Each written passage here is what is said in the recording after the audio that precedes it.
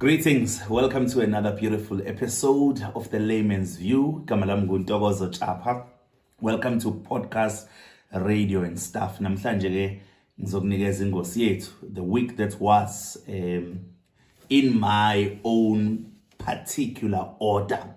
I trust that you're having a beautiful Saturday morning. Please ungakhohlwa to subscribe to our page and don't forget to like our page.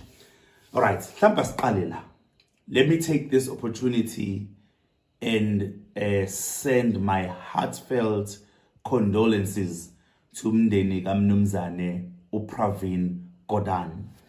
NgoLwesihlanu izolo ekuseni ngomhla ka-13 kule nyanga esikuyona ekuyinyanga ka September sivuke nezindaba ezibuhlungu ukuthi uPravin Gordhan is no more.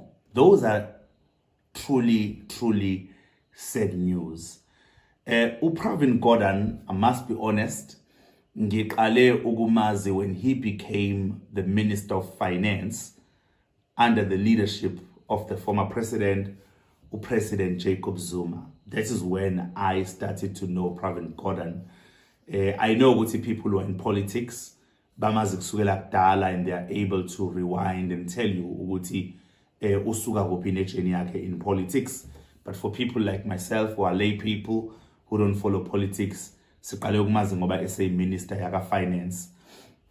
And it was very interesting ukumbona eba appointed into that office, because ingqondo yami neingqondo zabanye abaningi begcwele kakhulu engqondweni yethu abantu abanjengo Trevor Manuel. I think uTrevor Manuel uyena Minister of Finance obegcwele kakhulu engqondweni yami, and there was a point where I actually thought ukuthi akekho omunye umuntu ongakwazi ukuthi abe Minister of Finance eSouth Africa ngaphandle kwa Trevor Manuel. Obviously that opinion was formed by my lack of knowledge at that particular time. I did not even know what one requires to be a minister at that particular time, you know. And even when the Minister of Finance is speaking with TV, Trevor Manuel ends a budget speech, there's nothing I would understand, but I just knew this is a smart guy who knows everything about money. And then boom, here's this Indian guy by the name of Pravin Gordhan, who also becomes the Minister of Finance under the leadership of President Jacob Zuma. Now, there are certain things which were very interesting kumina mangibuka ijeni engimaze kuyona uPravin Gordhan. Not before that, ukumazi as a minister, right, who's an executive in government or who is a member of cabinet, ngimazi ngomsholozi. That is how I came to know of Pravin Gordhan. Kodwa kuthe kuhamba kwangazi ukuthi i-relationship yabo yaba tested. Let me put it that way. Their relationship was tested, you know. And when their relationship was tested, from again my positioning of being a lay person, I began to ask myself questions. How?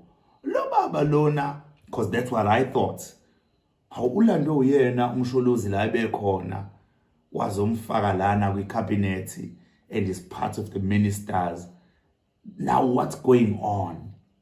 But that was because I did not have the legal understanding of politics that I have now. That is why I was asking myself, why would this happen? And then uPravin Gordhan, igama lakhe libe liningi kakhulu kuma lips abantu South Africa, again when he was the Minister of Public Enterprise. And I remember on social media kunezinto eyicirculate-ayo ngoPravin Gordhan, izinto ebeyikhuluma ngama interest anawo in business. I remember ukuthi kuwe kwaba nama companies apublishwayo ekuthiwa he's got shares in all these companies. I don't know how accurate was that information, but it was claimed ukuthi uPravin Gordhan has got interest in so many companies, unama shares laphayana nalaphayana. And yeah, so logo kwenza ukuthi wabuka njengomuntu omele kakhulu ama-capitalist, you know, abantu abawongiwa nkulu wabukwa njengomuntu kanjalo kakhulu. That's the picture that was painted ngo Pravin Gordhan. But what was also interesting was ukuvela kwe-EFF indlela ebingamthandi ngayo as a leader, not as a person, as a leader, uPravin Gordhan esaphila. EFF was one of those political parties that was so vocal ngo Pravin Gordhan ngendlela babona ngayo ngazukuthi unesandla ekuthenini inkampani ezo-ownwa uhulumeni ziwe. But it became interesting mengabe eshona uPravin Gordhan yesterday, the 13th of September, on a Friday, when everyone was releasing a statement, to read a statement released by EFF. And in one article that I was reading, a spokesperson with EFF, Uli and Matthews, Uti, they note the death of Pravin Gordhan without any pretense of sorrow. I quote her. That is what she said, unquote. Then I started to ask myself, yo, I know Uguti, politically, this is a leader that they never really liked. But even when he is normal, should they be speaking in this manner? And it didn't end there. I also saw a short video ka Bishop Sandile Ndlela where Umkhonto Wesizwe Party, and also he was expressing ukungaphatheki kabi kwakhe ngokudlula emhlabeni kaPravin Gordhan. And I ask myself, is it appropriate for us to speak negative things ngomuntu noma esedlulile? Because this person has got loved ones who are mourning at this time. And when somebody passes on, I believe wonke umuntu obuka le video uke washonelwa, you begin to think of the good times with that person. That is what automatically happens. Even ithiwa bekuyisigebengu sakini esingumbulali, kodwa mase sishonile wena ucabanga ama good moments unaye, because wena umaze ingane ekhula, umazi enithengela amasweet, umanzeza lokuyana. So that is why you then begin to ponder on the good that they were doing. Now I'm asking myself, is this really necessary? But with that being said, it is very important for me, as I close this point, to say Pravin Gordhan was a great leader, but he was not a leader without flaws, right? He had his flaws as a leader. Ubekade enazi izinto indawo zakhe or is it questionable? And I think there is no leader who's without flaws. There's no flawless leader, if I may put it that way. There is no leader without flaws. You can think of any leader that you love dearly, and tell me if that leader is flawless. And be honest. A leader of your political party. I don't know what political party you belong to, but is there a flawless leader?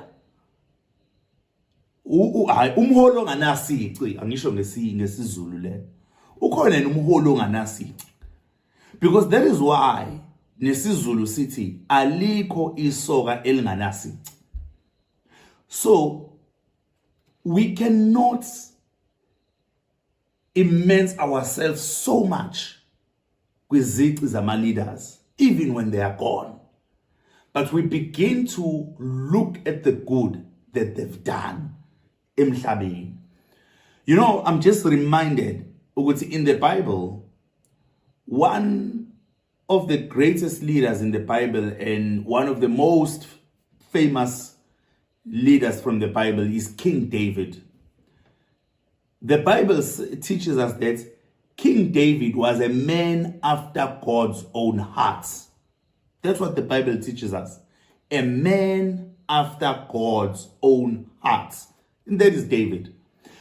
But when you study the life of David, ube nezici zakhe as a leader.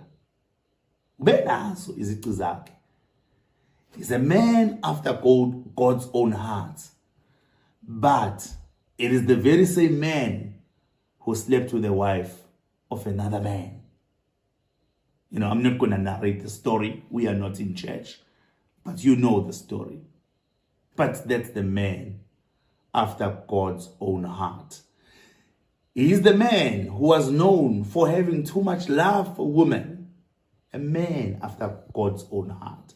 So there is no leader, according to me, engingathi flawless. All leaders banazo izici abanazo. So farewell to Pravin Gordhan. Thank you for serving our country. You cannot answer for yourself now. You're no longer around. So I forgive you for any sins that you have committed, known to me and unknown to me, for us as a country. But your service is much appreciated, and we wish ukuthi ngathi umndeni wakho ungathola induduzo ngalesi sikhathi, because we know you were a leader, but you were a leader with flaws, just like any other leader that we can think of. Then moving on to the next item that is on my agenda. This one is serious. This one is definitely serious.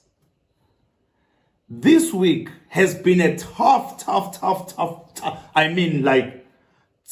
week for myself and for Mr. Ntokozo Tshapa. Ntokozo Tshapa is my partner in crime. We are the co-founders of this podcast, and we broadcast together. We even found ourselves, mina noNtokozo siphikisana ngento ezithile. Why? Hey guys, something happened that we never imagined will happen to us as podcasters. So we released an episode with Ntokozo on the 1st of September, and that was episode number 30. We released an episode and our guest was Mr. Thembinkosi Ngcobo. We choose our guest wisely.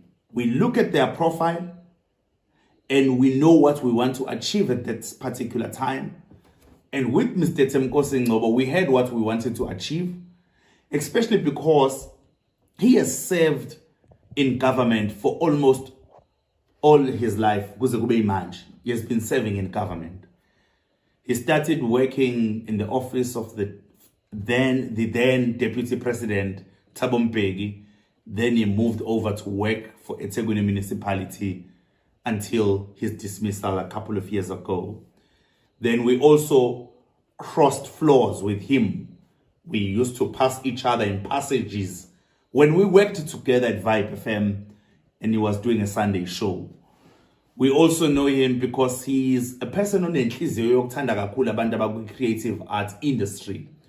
So whenever when he was with the municipality, he would do gatherings and invite us. We would be there and so on. So we invited him because he's such an interesting individual. And we felt there's so much that we can speak about. As a matter of fact, we ran out of time with him. Let me be honest. With Thembinkosi, we ran out of time. There was so much that was planned that we still wanted to speak about, but we ran out of time. So we did a beautiful episode with him, and how we conduct ourselves, myself and Ntokozo, we plan for an episode, we do a research on that particular person, and we don't tell them the questions that we're going to ask. We invite them, and we surprised them with certain questions and they would answer, you know. So in that entire episode, I believe that somehow, I know, ndlela thile kunamakhona, you know, kunezinto ezathinteka ezingazange zibe zinhle, you know, to those who were watching. And hey, something happened, guys. No, something happened that I didn't expect. We found ourselves having to respond to attorneys now. So we received an inbox, we received letters from attorneys, and the attorneys were not, you know, they were just demanding something that at first we resisted, I must be honest. They were demanding that we remove the episode or we take down the episode because there are still litigation matters between Thembinkosi and a famous politician that he mentioned in the episode. We were therefore instructed that we must remove this episode for that reason. First of all, sapalanza, you know, why do we have to? We had a guest, we had a chat with the guest, you know, and the guest was sharing their story. And as a podcast, I just want to put it out there. Our podcast is open for anybody to come and share their story. So we felt that if anybody wants to respond, they are free to come and respond. But don't say we must take down the episode, because this is Mapholoba's story, as he put it. And anybody else can be able to say, no, I challenge that story. This is the version. But ultimately, because we could see that, you know, the legal actions that were taken against us as PRS were becoming more difficult, and there was more pressure being added to us, we had to take a decision to take down the episode. So we took down the episode. As a matter of fact, we took down the episode on Wednesday. So that is when we took down the episode. So yeah, there you go, guys. The episode has been taken down. So in case you were wondering, why was that episode removed?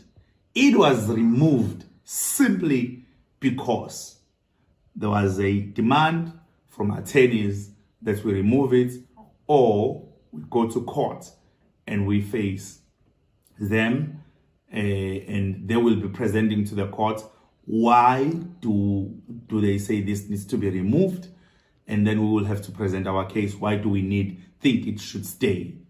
So when we looked at everything that was written there, we felt like, you know what, let's just pull back. But that's the only reason that we took down the episode.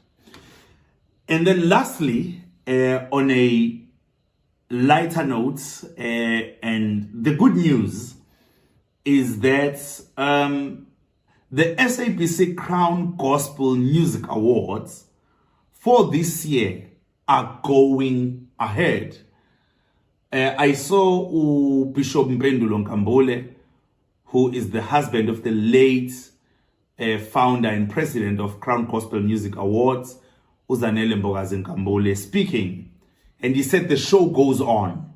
I want to say to the team that was working with Zanele Mbokazi and the bishop, well done on keeping the legacy. Well done for keeping that light burning. There is nothing that is more heartwarming than ukubona iphupho lomuntu aliqalile saphila liphila ngisho engasekho. So it is good to see ukuthi the legacy of Zanele Mbokazi Nkambole is living on. So on the 25th of September, our ticket sales will be open. The event is over at Johannesburg, eGalaga eGalaga Convention Center, ngomhla 24 November. This year, kuzobe kuyi 17th edition, kusho ukuthi 17 years of Crown Gospel Music Awards. If you need more information and you want to be there, please visit their page. It's Crown Gospel Music Awards on Facebook, and you can get to know more about everything that will be taking place at Goli. So, yona installment yethu ya namhlanje le ye the week that was. Those are my views as the layman. Please don't forget to like the page. Don't forget to comment at the bottom. Don't forget to share this page.